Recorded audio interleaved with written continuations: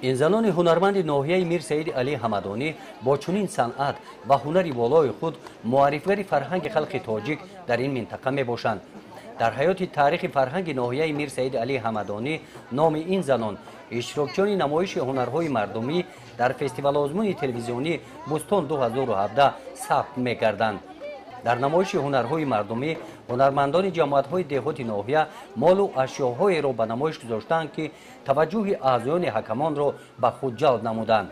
مخصوصاً انا این آرایشات زنانه در گذشته زنان تاجیک همین طور از مهره‌های گوناگون گردنبند تیار می‌کردند. این هنر را در جماعت دهات چوبک زنان تا امروز پیش می‌برند. همش میکنم فقط بچکی حاضر یک سوشی بچکی گشتم خوجاگی دهقانی دارم. در این نمایش زنان با سر و لباس تاجیکانه آمدند.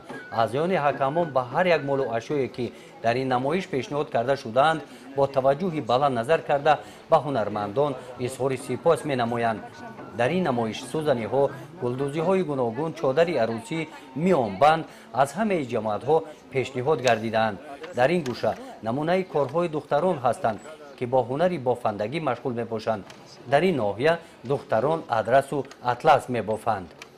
شدگیم در خانه خدا 20 نفر کروک بافیای 20 نفر ادرس بافیای در همین خونم همشه طلبه قطعی درس میتم معلمه گذاشته همونجا درس دوده گشته استم. اینجا چی آوردین؟ ما اینجا کروک بافم هم آوردگیم ادرس ما هم آوردگیم ای خونه اونم ادرس ای ما ای خونه ما. مردم تاجیک از گذشته تا امروز مهمانان را با خرسندی استقبال میگیرند. در ناحیه میر سید علی حمدانی جشنواره‌ها با صدای دف و دایره و رقص و خرسندی انا همین گونه خوش میگذرند. این لحظه های خاطرمان از بوستان 2017 از خاطر این اشتراکچیان فراموش نمیگردد.